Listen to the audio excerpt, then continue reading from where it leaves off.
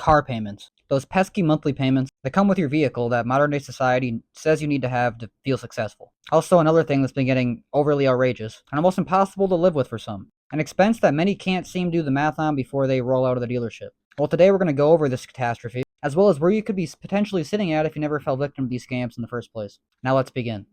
Also, if you're late to anything in this video or you just simply like content like this, then don't forget to like, comment, and subscribe.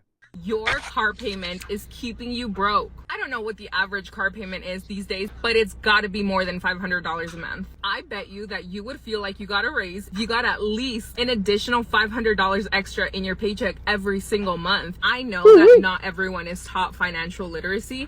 And so if you're watching this video and you got a car payment, this is me telling you, this is me wanting to help you and tell you that in no circumstance is it ever. Honey, I think the only way I can help a lot of these people is if you pay the car off. If you ain't paying my car off, I don't think you're helping too damn much. Good idea to have a car payment, and especially not that high. The type of car payment that we're seeing right now. A car is a depreciating asset, which means that it is losing its value every single day. Here's an analogy for you. You are basically putting money in your pocket and you don't realize that your pocket has a huge hole in it. So here's what I would do if I were in your shoes. I would make a plan to pay it off as soon as possible. I would give myself 2 years max. The 2-year mark comes and you are still not able to pay it off. That means you have way too much car, and that means that you need to sell it. I know you don't want to hear that, but you probably need to sell your car if you can't pay it off in the next 2 years, because your car payment is keeping you broke. Yeah, you're right. A lot of people don't want to hear that, and you want to know why? Because a lot of people don't have much of a choice. There's not too many options for a lot of folks. All right, let's just face the consequences here. Let's just lay it all out in real broad day reality light. There are a lot of people who only have a few different options. Maybe they got a car gifted to them and it was a little bit more than they wanted. Maybe it was a car that wasn't too good, so they have to keep putting different repairs on it, and that keeps adding up over time. It really doesn't matter what the case is. A lot of people are down out under their cars, and their payments are just eating them up. Now, Dave Ramsey, if you ever seen a finance video, he is the king of all. But at the same time, he's going to tell us the average car payment that's modern these days, I guess. Car payment in America today is $507 a month over 84 months. Were you to invest $507 from age 30 to age 70 instead of screwing around with car payments, you'd have about $5.6 million.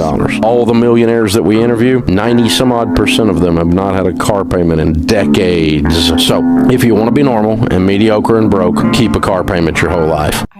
So apparently if you have a car payment, you're mediocre and broke, according to people who have money. But at the same time, he probably hasn't had to have car payments in over a decade because he's had money.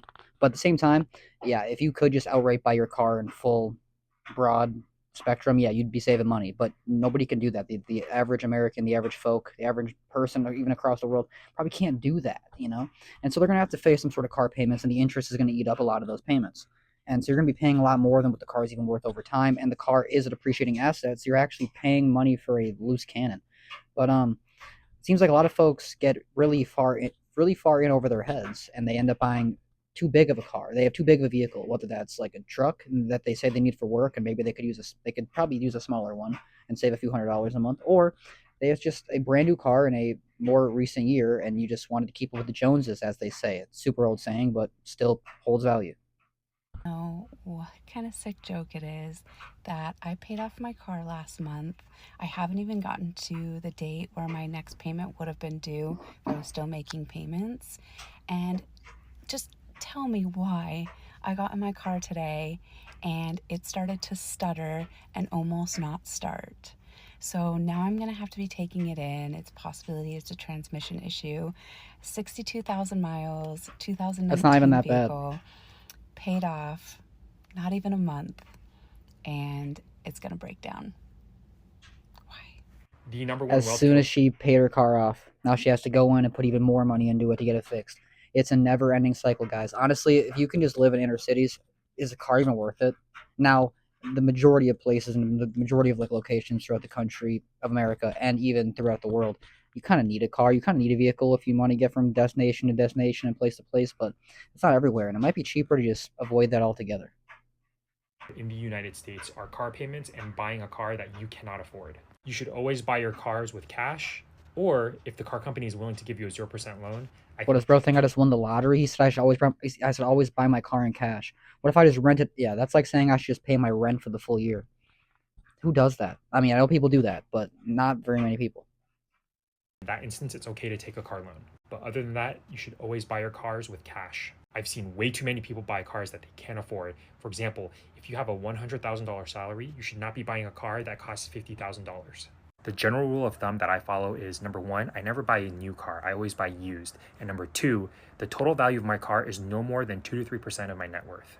The average car payment in the US right now is $732. And I don't know which. I'm not sure if that Dave Ramsey video might have been older. It might have been a little bit aged out, but this guy says it's 732 is the average car payment. Honestly, if you've seen any of the more recent Dave Ramsey clips, he goes live all the time and he does this like talk show thing with his people. Yeah, that might be closer to the average these days. And he is probably right. Maybe, if you make 100,000, your car should be worth more 50. Most people's cars aren't worth damn near anything. They're like $5,000, $10,000, because people do buy used. I mean, now not everybody. And if you are just buying a brand new car, as soon as you roll out the lot, you are losing so much money. I think it's like 30% as soon as you leave. Could be wrong. I don't know. 17% of Americans have a car payment of $1,000 or more. That is insane. If you're buying an expensive car just to try to impress somebody, let me just tell you something. Nobody cares what you drive. If you're tight on cash, just get a 10 to 15-year-old Honda or Toyota. Those things will last you forever. I drive a 2018 Hyundai Sonata. It had 12,000 miles on it roughly, and it cost me $18,000 to buy. I could have easily spent $50,000 to $60,000 to buy a BMW or a Tesla, but that doesn't make sense. I really just use my car to get to work and just to grocery shop sometimes. Other than that, it's just sitting in the driveway collecting dust. The smart thing to do is to use as little money as possible on a car and invest as much as you can on assets that appreciate. I don't know how he expects us to pull the hose in a 15-year-old Toyota. Honestly, we could probably get along some way or another with the Tesla, but these girls out here are looking for they're looking for the Audi R8s. They're looking for the McLarens. They're looking for some that looks like it'd be cool on Instagram. So, but honestly, we're talking about saving money here. Who cares about girls? And that's not what this video is about. Now, this guy's going to get into state per state across the U.S. of how much they pay and how much they're getting screwed. Shows the percentage of car shoppers in each state that took on a monthly payment for a car of $1,000 or more in Q2. The red states means you got it The wrong. red states, those are the ones over 25%. So you have this state up here, which I'm sure no one really knows what state that is, but the big one, Texas. So apparently 1 out of every 4 car shoppers in Texas took on a payment of $1,000 or more, which is insane.